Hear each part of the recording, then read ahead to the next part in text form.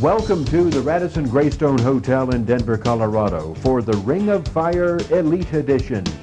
I'm Wayne Villeneuve along with Keith O'Schlager, and tonight we're in for an evening of exciting mixed martial arts and kickboxing action. What can we expect, Keith? Well, tonight's main event features Pete, the Secret Weapon Spratt, versus J-Jack. Pete Spratt is from Sherman, Texas. He's got a lot of power, a lot of speed, and a lot of punches. He's going to keep this fight on the feet and look for the knockout. J-Jack is from Boulder, Colorado. He's a Brazilian Jiu-Jitsu stylist, knows a ton of submissions, so he's going to look to take this fight to the ground and finish it his way. Either way, this is a classic striker versus a grappler matchup, and it is going to be big. Let's start off with a kickboxing bout and toss it up to ring announcer Lance Heckel. In the red corner, 28 years old, standing 5 feet 10 inches tall, weighed in at 155 pounds. He is the All Air Force light middleweight boxing champion from Fornebo, Puerto Rico. Fighting out of 3D martial arts, let's give it up for Jorge Hernandez. And fighting out of the blue corner, standing 5 feet 11 inches tall, also weighing in at 155 pounds. He is the 2-time Texas State Golden Gloves champion from Plainview, Texas, fighting out of Extreme Karate. Let's give a warm welcome to Anthony the Pitbull Washington. Anthony Washington has some experience in extreme fighting, but he's going to have his hands full with Jorge Hernandez.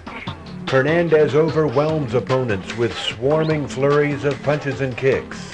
An impressive display of speed and power manhandles Jason Burton and puts him down for the count in the second round of this previous kickboxing matchup. It's a big knockout there, and Pitbull Washington's going to want to come at him strong. He's got to take advantage of any openings he can find and use his kicks. He says his kicks are his weaker point, and we'll see if he's been working on them since we talked to him last. So the preliminary feeling out in the first round.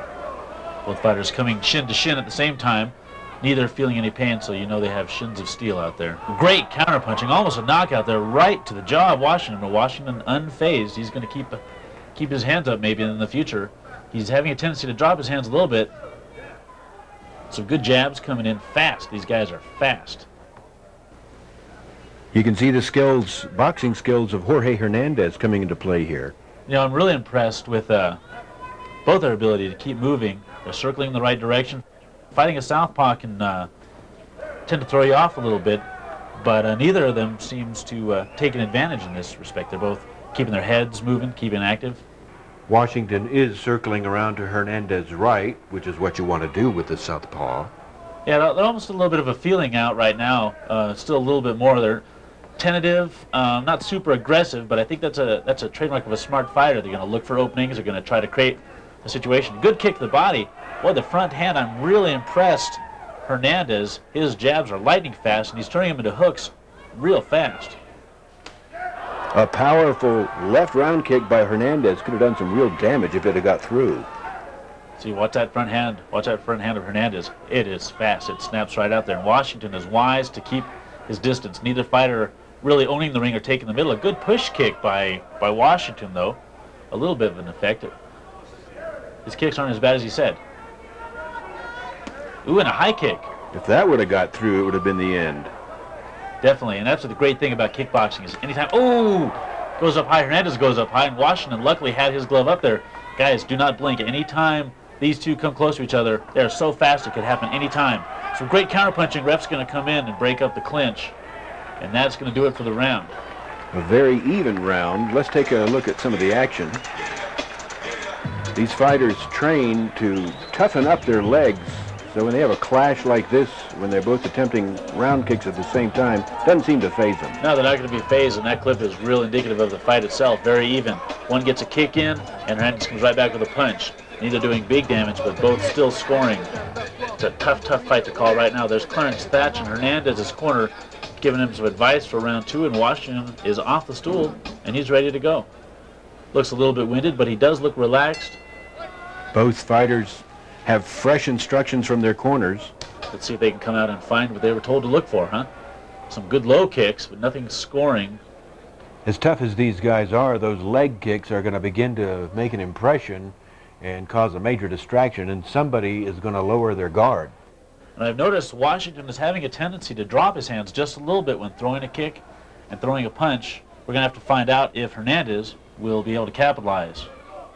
But that's much easier said than done, you know that. I mean, anytime they drop their hands, you can score, but it's got to be fast. And it's got to be a devastating shot that's right on the money, because these guys train hard to shake off some pretty powerful blows. It does. Yeah, they're training. I mean, they're going to be taking hits to the head, you know, hundreds of times a week. Both Washington and Hernandez cautious now as they stalk each other. It looks like Washington was trying some sort of a spinning technique, perhaps a hook kick, but he wisely backed off from it because Hernandez obviously waiting for that kind of an opening. Yeah, he stayed right out of range. Not really a threat there. A little more feeling out. Washington's got to come out and get away from those ropes. He's going to get back in the corner, then he's just going to get worked. Hernandez is starting to figure Washington out. Yeah, great defense. I'm really impressed. He just blocked it to scoop that kick away, no problem. Dunked the punches. Come back with some nice jabs. Kind of leaning over and threw a double jab out there, but it really kept Washington away. Oh my God, a high kick to the head. Washington did not see that coming.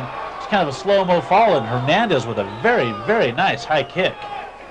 Sort of a delayed reaction from that kick on the jaw. Yeah, you didn't know if he was going to go down or not, and that is the end of the fight. And Hernandez raises his hands, and deservedly so. He saw the position, he saw the head, and bam, right to the jaw. And Washington's still looking a little woozy from where we are. He's not quite sure what happened still. But Clarence Thatch with a great job of coaching and a great fighter. Let's take a look at this in the replay. Circling, both men vigilant, but Wham! Washington Right lowers his hands just for an instant. Right on the sweet spot, and down he goes. You see this from the rear angle, and you can see tapped him right on the jawline. Boy, when it snaps that head back, that is tough to stay up. And There's the result of the round kick by Hernandez. Swelling already started under the eye of Washington, but Hernandez paid the price too. ooh, look at that.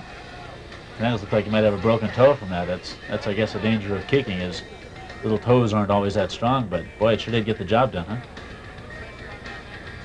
And you can see that Washington got his hand up after the blow, but it was just in a reaction that was just a little too late. Yeah, too little, too late on that one. And so Jorge Hernandez takes home the WKA belt. Ladies and gentlemen, let's give it up for your new WKA USA champion, Jorge Hernandez. Let's go to the second ring of fire for a hard-hitting lightweight matchup. This is for the Ring of Fire Lightweight Championship and a qualifier for the King of the Cage. In the red corner, he is 27 years old, weighing in at 155 pounds. He is 5 feet 9 inches tall. Please welcome back, Jake Hattan.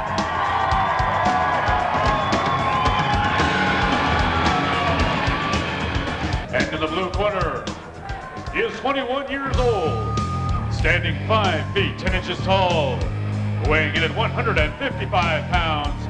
Please welcome back Leonard Bad Boy Garcia.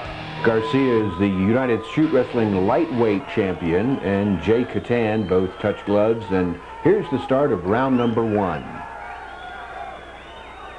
Starting off understandably slow, Garcia trying to move in with some jabs. Both men very fierce competitors. Garcia coming in with lefts and rights, trying to get a guillotine started there.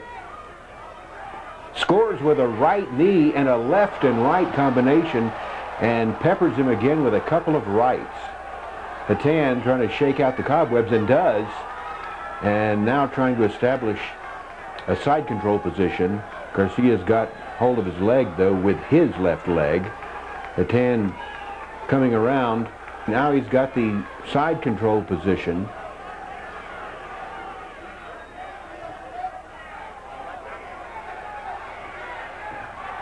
And they land in the guard of Jake Hattan.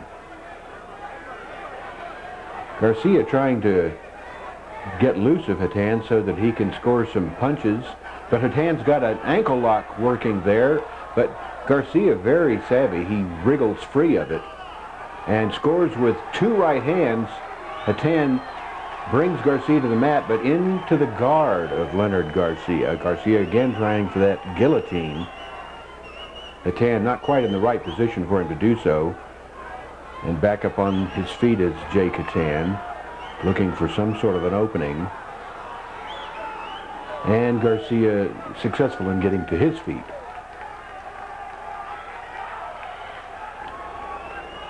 Both men trading rights and lefts, mostly missing though, and Hattan tries for a big slam, but Garcia is able to diffuse that. But Hattan is successful in staying on top, and now he has the side mount position.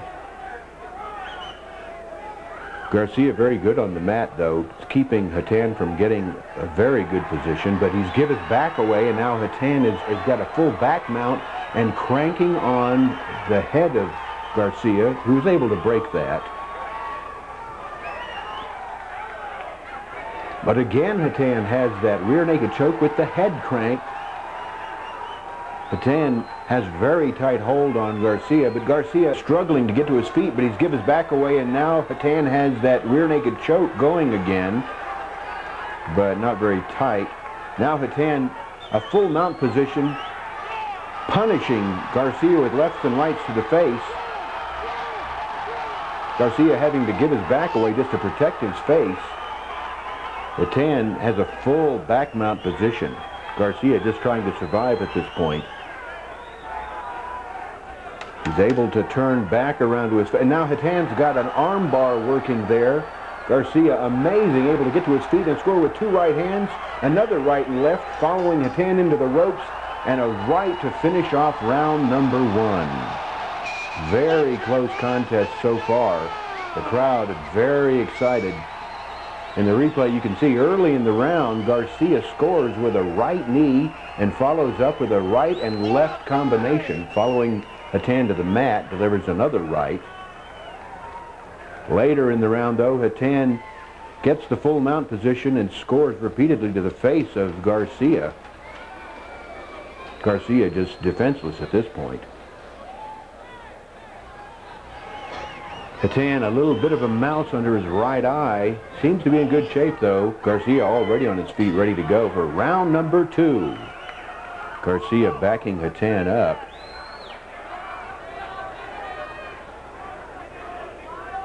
Garcia very aggressive, and he tries for a push kick. Hattan traps that and throws him into the ropes, and now back on the mat. Hattan scoring with 2 right punches to the face of Garcia. Garcia just trying to defend from the mat, kicking to the legs of Hattan. He should be careful if he scores a kick to the knee of Hattan. That's illegal. And again kicking. And he did hit the knee, and now referee Obaki separating the two, giving Garcia a warning for kicking to the knee from the mat. A little bit of blood under the eye of Hattan. It's an official warning. Obaki telling each judge 1 more of those infractions, and that will be a disqualification. You cannot kick to the knee while on the mat or in any case. Garcia being positioned on his back in the center of the ring. Garcia is in a disadvantageous position because Hattan's very good there in side control. But Garcia trying to hold Hattan tight. Now Hattan scoring with a couple of rights and getting around on top of Garcia, punching to the head of Garcia once again. Garcia having to give his back away just to protect his face. Garcia back on his feet, able to wriggle free. That is pure power. Now Hattan trying for a body slam, but Garcia has him in a very tight guillotine, and Hattan has to tap. That position of Garcia's gave Hattan no escape, and Garcia very excited. He is the lightweight Ring of Fire champion. Early in the round, Hattan traps a push kick by Garcia and throws him into the ropes. Hattan really in control of this round,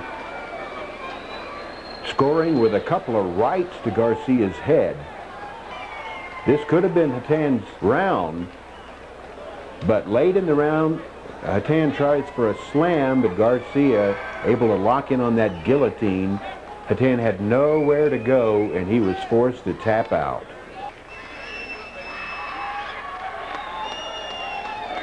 So Leonard Garcia takes home the Ring of Fire Lightweight Championship. His superior striking and grappling skills gave him yet another belt to add to his collection. Now let's go to the Ring of Fire 3 for another exciting lightweight mixed martial arts matchup. Here's Lance Heckel with the introductions. Fighting out of the red corner at 23 years of age, standing 5'6" tall. He was the Sabaki Challenge runner-up from Santiago, Chile, fighting out of 3D martial arts. Let's give a warm welcome for Fabian Acuna. This is going to be a great bout, and fighting out of the blue corner at 22 years old, standing 5 feet 7 inches tall and 145 pounds, from Colorado Springs, Colorado, fighting out of Box France Sports, it's Puma Greene. Puma Greene, the skilled savate specialist. And Fabian Acuna, a little bit shorter, but basically the same body type on these guys. Puma Greene, the savate guy, so look for a high level of kickboxing skills. A lot of kicks, a lot of punches. Fabian Acuna, a mixed martial arts practitioner, so look for him to be effective on the ground or on the feet, since this fight can go anywhere. Acuna comes out very confident and relaxed. He's bouncing around, got his hands down low, not really depending so much on boxing technique. He's really looking to shoot in and... Oh, nice sweep, and Puma Greene finds himself on the ground, but he's right back up, and these guys are fast. Acuna comes in with some good punches, but you're right, not regular boxing punches. These are big punches. They are knockout punches. They are not boxing punches. Acuna's very aggressive. He's loading up for every punch and kick. A little, whoa! Well placed. He had his hook hand kick. up, but he just about ate 2 hooks in a row there, spinning kicks. Oh, there's an illegal front kick by Acuna. Justin Ellison stops in to break up the match. You cannot kick your opponent to the face while they are on the ground. That is definitely against the rules here in mixed martial arts. And the crowd obviously disapproves of that tactic. Yeah, and deservedly so. These are athletes, and they got to know the rules. And Acuna just caught Greene with a right as he came in. absolutely. Oh. Acuna throws a big punch. It went right off the side of Greene's face, and Greene was down on the ground. I think that might be a TKO. Justin Ellison stops the fight. That is the end of the fight, TKO. Greene looks like he wants to keep going. Yeah, he's protesting, and so is Ali, but it was a good call by the ref.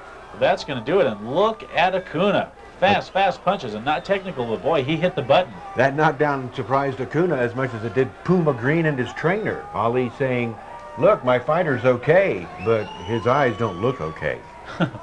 Does not want to go on. And Fabian Acuna comes out from 3D martial arts from Santiago, Chile, and a great fight here in the Ring of Fire. Here's another look at that snapping hook kick, well placed to the temple of Puma Greene. That set up the knockout punch, a glancing left hook to the jaw, and the stoppage of the fight. Number 1. Let's give it up for Fabian Acuna, our winner. This evening in the red corner, at 23 years of age, standing 5 feet 11 inches tall, weighing in at 175 pounds. He is a 2-time Ultimate Fighting Championship veteran. He has been around. Fighting from Denver, Colorado. Fighting out of the Colorado Brazilian Jiu-Jitsu School. Please give a warm welcome for Brad Gumm. And fighting this evening out of the blue corner, at 29 years old, standing 6 feet tall, weighed in this evening at 178 pounds, from Edmond, Oklahoma. Let's give a warm welcome to Jeff Lindsay. The tall and wiry Jeff Lindsay meeting Brad Gumm in the center of the ring. Lindsay has 30 mixed martial arts full contact bouts to his credit, but Brad Gumm, very powerful UFC veteran.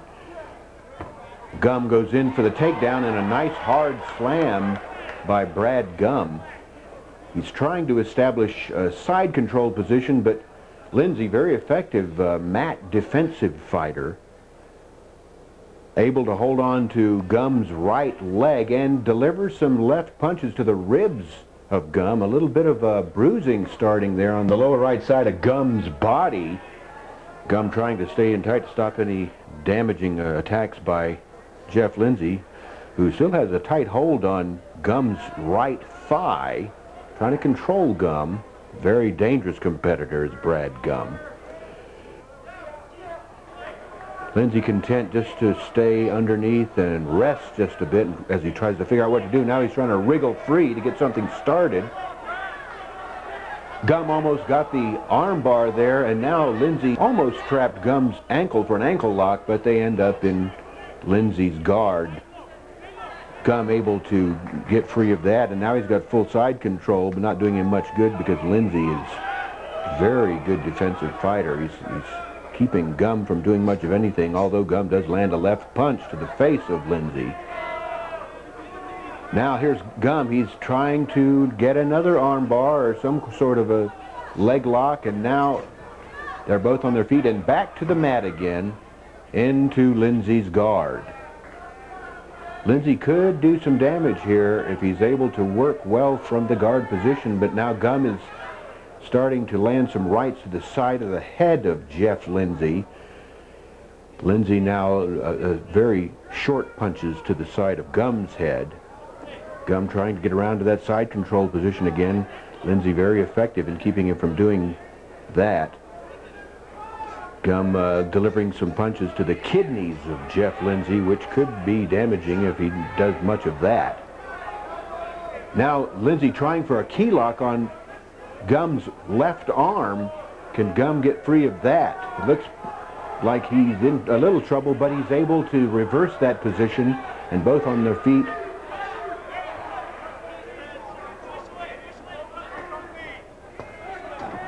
Good judo throw puts Lindsay on the mat, and Gumm is in full side control position again. Elbows to the ribs of Lindsay by Brad Gumm, and a left punch to the face. Lindsay not quite sure what to do with Brad Gumm at this point. He's very powerful. Now Gumm going, he's got the perfect arm bar. Lindsay in a great amount of trouble, but there's the bell. Literally saved by the bell is Jeff Lindsay, as Gumm would have had a submission if there were another 5 seconds left in his first round. Early in the round, Gumm able to throw Lindsay into the ropes, and a powerful throw to the mat.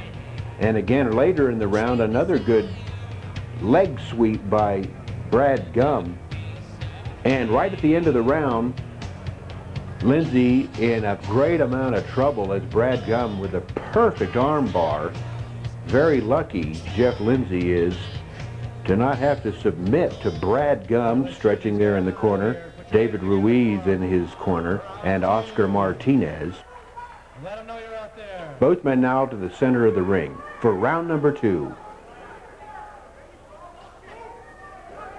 Lindsay trying to back Gumm up, but Gumm evades him, gets back control and getting those hooks in, and he does. Now he's going to try for the rear naked choke. Lindsay putting pressure on Gumm's left arm, so he may not be able to get full control of that rear naked choke, and Lindsay keeping his chin down low, keeping that arm of Brad Gumm from getting underneath his chin for that choke hold, but Gumm has his hooks in tight and able to deliver some left punches to Lindsay's head. Now Lindsay in a great amount of trouble. He's just able to put a little pressure on Gumm's arm, but now Gumm has let go and trading punches with Lindsay. Just light tapping punches, no damage being done. Now Lindsay trying to break free of that rear naked choke position, but Brad Gumm very fast, able to reestablish that full back mount position. All Jeff Lindsay can do is try to protect himself, keep himself out of harm. He's able to push underneath the ropes, forcing referee Justin Ellison to pause the action as he pulls him back away from the ropes. But Jeff Lindsay not in a very good situation right here.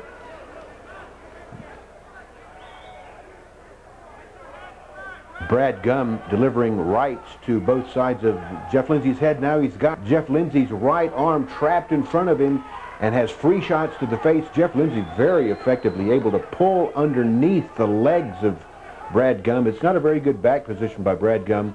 He can't get that full power for the choke. Lindsay trying to come out the back door, but Brad Gumm has those hooks in tight.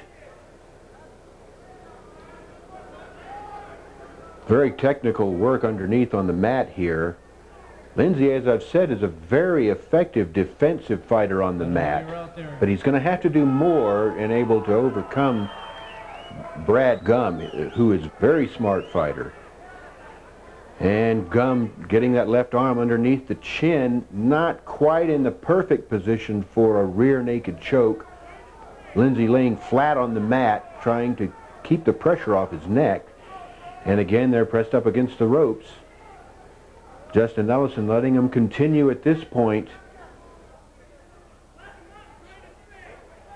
But he's having to stop him once again, pause him just to reposition them away from the ropes. Still no relief for Jeff Lindsay, though. He's still in that full back mount position by Gumm. Now Brad Gumm's got the full choke going, but it's again the end of the round. Jeff Lindsay able to hold him off until the very end of the round. Again, another 10 seconds, and Brad Gumm would have had the submission. Oscar Martinez, and there's my colleague Keith Oschlager in the corner of Brad Gumm.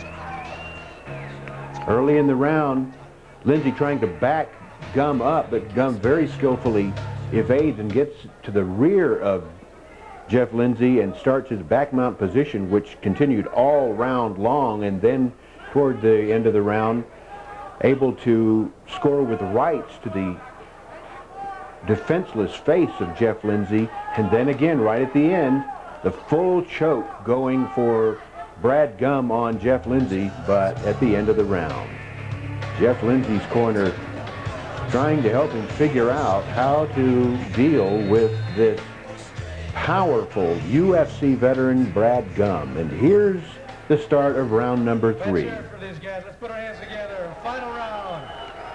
Gumm moving in now. Lindsay trying to be defensive and figure out how to get some strikes in of his own.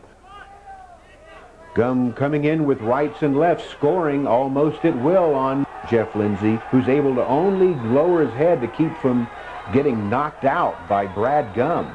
Tries to deliver a round kick, but Gumm already out of the way. Oh, he does come back with some rights and lefts. And Gumm and Lindsay back to the mat. Lindsay able to establish a guard position now. Let's see what he can do with this.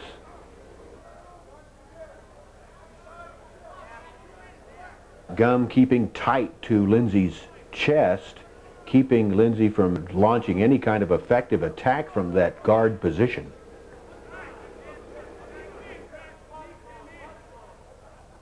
And Lindsay trying to score with lefts and rights to both sides of Gumm's head. They're not very damaging blows, though. The action slowed down a great deal. Now Gumm trying to get to his feet, goes back into the guard position.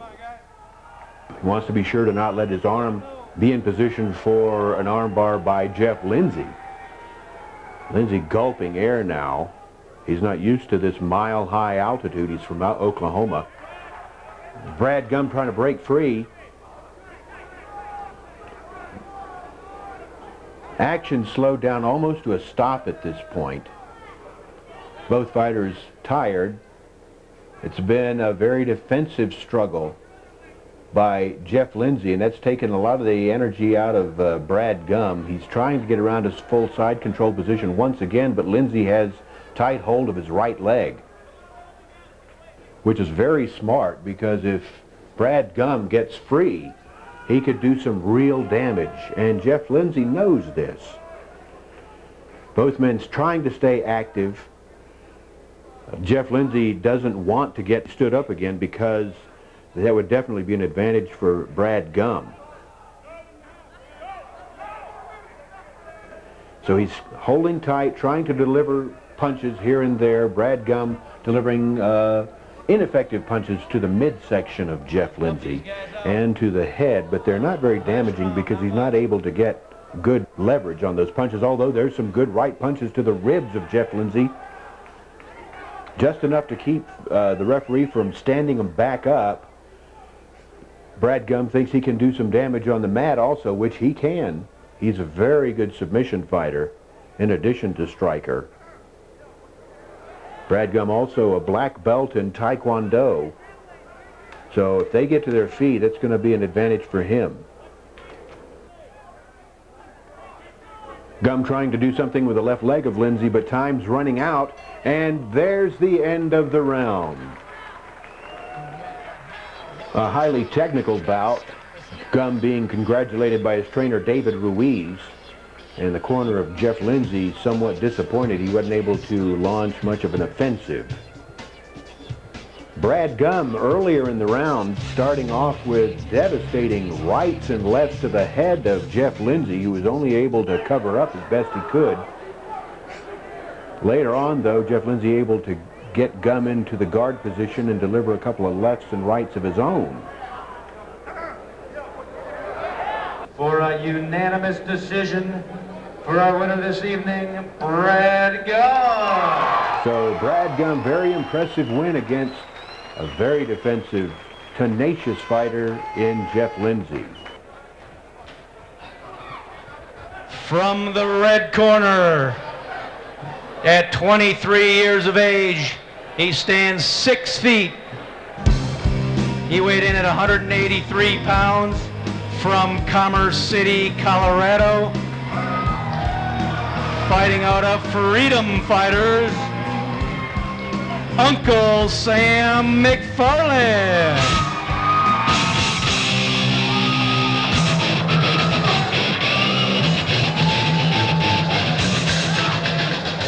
And fighting out of the blue corner this evening, at 20 years of age, standing 6 foot 1 inch tall, weighing in at 185 pounds. He reigns from St. Louis, Missouri, fighting out of the Air Force Wrestling Team. Please welcome Sam the Ram Sheretz.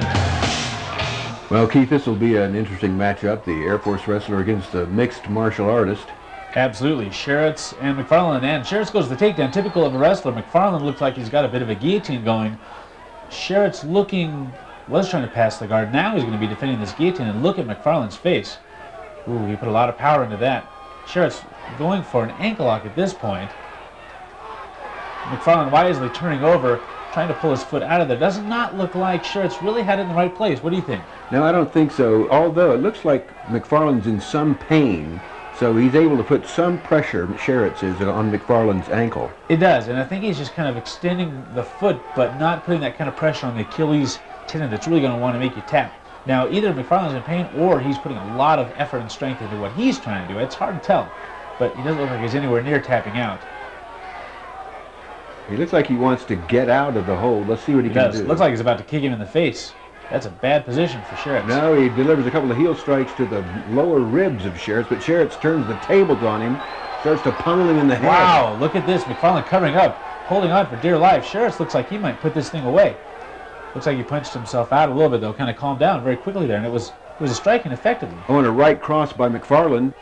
McFarlin has him in a headlock. Yeah, Sheretz again looking like he was going to pass the guard, but now kind of content to stay inside. Now, looks like he might be able to grab that hand and kind of force it up behind McFarlin's back and get a submission, but looks like he's just going to kind of punch the ribs. It's often used to make your opponent loosen their grip and change their hand position. There's a forearm choke by Sheretz. That got the head out, absolutely. Let's see what happens from here. McFarlin trying to position himself here for something, tapping him in the ribs again with that left heel. Yeah, heel strikes to the kidney. That's no fun at all. Looks like McFarlin is working an open guard and moving his legs up. Now he's setting up for either an arm lock, maybe working for a triangle or wanting to look for one. This is real typical. The knees real high on the shoulders. Could be going for a lot of stuff. We'll just have to watch and see. Sheretz leaving his arms out. Yep. Yeah, there goes the triangle choke. But Sheretz wisely Look at standing him that up. power. He just stands up with him, holding him in the air. Drops him on his head. They're back down. That did not loosen the grip of that triangle, though. And in fact, he's pulling his arm across here. He's pulling his arm across his abdomen, McFarlin is, and that's going to sink that triangle even tighter. It looks like a little bit of purple going on in the face of Sheretz. He might not be in this match much longer. McFarlin really cranking those legs together. McFarlin could add to this hold. He's got him in a perfect position. A nice triangle. He could switch to armbar at any time. Somehow, it's just not on there quite right. Sheretz is not tapping out. Now straight rights by McFarlin. Yeah, Sheretz not liking that. Those punches kind of sneaking through. All Sheretz can do is weather the storm. Let's see if he can do it. Wow, McFarlin could put him away here. There's the bell. That's the round. Referee Literally Justin Ellison. saved by the bell. Absolutely. Referee Justin Ellison steps in to separate the two. And we'll have to take this into round two, but some great action. That was definitely Sheretz's round. It was. Sheretz looking none the worse for wear at this point. Took a few hits to the face, but still looks okay. Earlier in the round, Sheretz attacks down low, trying to lock up McFarlin's legs. Goes to that ankle lock. Just his legs aren't in the right position. They should both be on the same side of McFarlin. He wants to. Can't get a clean lock there. Then toward the end of the round, McFarlin had him in perfect position, delivering straight punches to the head. Really could have put this away. Really could have. He might have just ran out of gas at the end of the round. Not sure what happened, but a good round for both fighters. Back to live action here in round two. Looking like he wants to strike is McFarlin. Sheretz goes to his bread and butter again, going in for the shoot. Goes to the shoot, but his head is caught on the outside. McFarlin's got an arm in there. McFarlin is trying to lock in on that guillotine, and Sheretz has basically just gone limp. There's the tap out. McFarlin wins by submission. He shot to the outside, got his head stuck out there. McFarlin capitalized with a fantastic submission. There's a lot of blood coming out over the eye of Sheretz. Yep, sunk that guillotine. He must have had some damage from earlier, but a great showing from McFarlin. He really put him away there. Looks like the doctors are going to have a look at him. Looks to be okay. Maybe a little shaky, but I think he's going to be just fine. And McFarlin celebrating with one of his trainers, Keith Smeltzer. Let's take a look at the replay to see if we can figure out what happened. Sheretz shot in to jam the kick of McFarlin. It looks like he caught a knee as he came in, and that would explain the cut over his right eye. Got a lot of drive there, but he loses the momentum. They kind of flip over. That blow to the head disoriented Sheretz just long enough for McFarlin to put it away. No chance. You can see that neck extension. No chance to get out. The official decision by submission at 22 seconds of round two. Your winner, Uncle Sam McFarlin. And there's Uncle Sam with the hat and everything. Wonder if that's his mojo.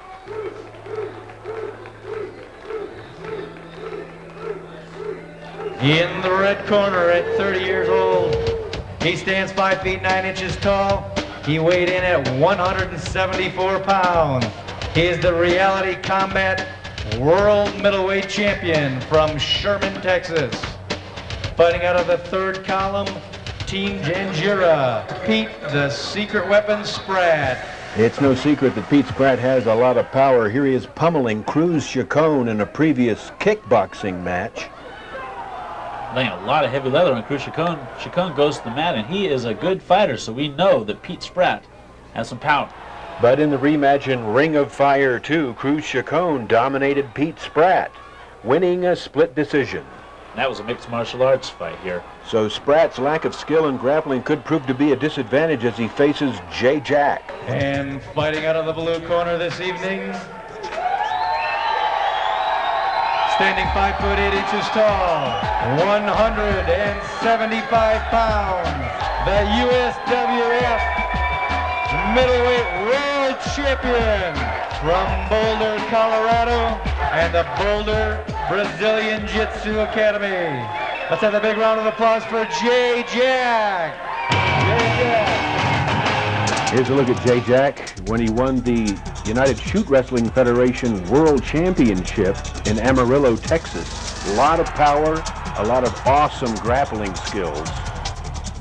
Great body slam. Very fast on the mat. Good front leg takedown there. And a lot of people don't know he is a great judo practitioner as well. I hear he has more than 10 years experience in judo, so that helps him in his throws tremendously.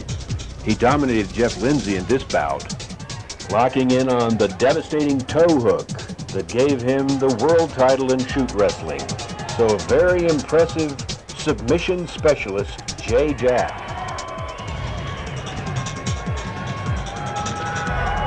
And Jay Jack, a crowd favorite due to his persona in and out of the ring, and a great guy himself. So this will be an interesting striker versus grappler matchup, kind of a classic. A lot of respect these two guys have for each other. Jack looks a little nervous. He wants to stay out of the punching range. The speed and striking power of Pete Spratt is obviously intimidating to Jay Jack. Yeah, but Jack is staying active. He goes in for a double leg. Is he going to get it? He's going for a slam. He almost had him up in the air, but Spratt, amazing, able to stay on his feet. I cannot explain how he did that. He's like a cat. Oh, he's got on the ground. Jack's got him where he wants him. He's going to get in that guard, and I think Jack is going to work to pass this guard, and he's very, very capable of doing so. It shouldn't be much of a problem. We'll see what happens from there. Spratt very at ease, even though Jay Jack just passed the guard. Now he's in side control. What power to be able to bridge like that. Amazing. Jack just trying to cover up. Spratt now overwhelming Jack with a flurry of uppercuts. And Ellison steps in. He's going to stop the fight. Folks, that is it. That's the main event. Pete Spratt wins the bout. Jay Jack, a TKO. And Spratt is happy, is excited. He should be. That was a lot of power. Dwayne Bang Ludwig in the ring to congratulate him, help him celebrate. And what a fantastic fight. So much power. Very impressive showing by Pete Spratt, who really demonstrated awesome power in dominating the great Jay Jack. Both men showing sportsmanship there, congratulating each other on a great match. Here's a look at the first takedown by Jay Jack. Spratt scrambles to keep away from Jack and quickly establishes a guard, demonstrating a lot of composure here. Yeah, and in his face he looked very relaxed. And Jay Jack just couldn't protect himself from the multiple punch onslaught of Pete Spratt. The referee wisely stepping in to stop the bout. Mr. Pete Spratt. Pete Spratt. Tournament promoter Sven Bean presenting Pete Spratt with a championship belt.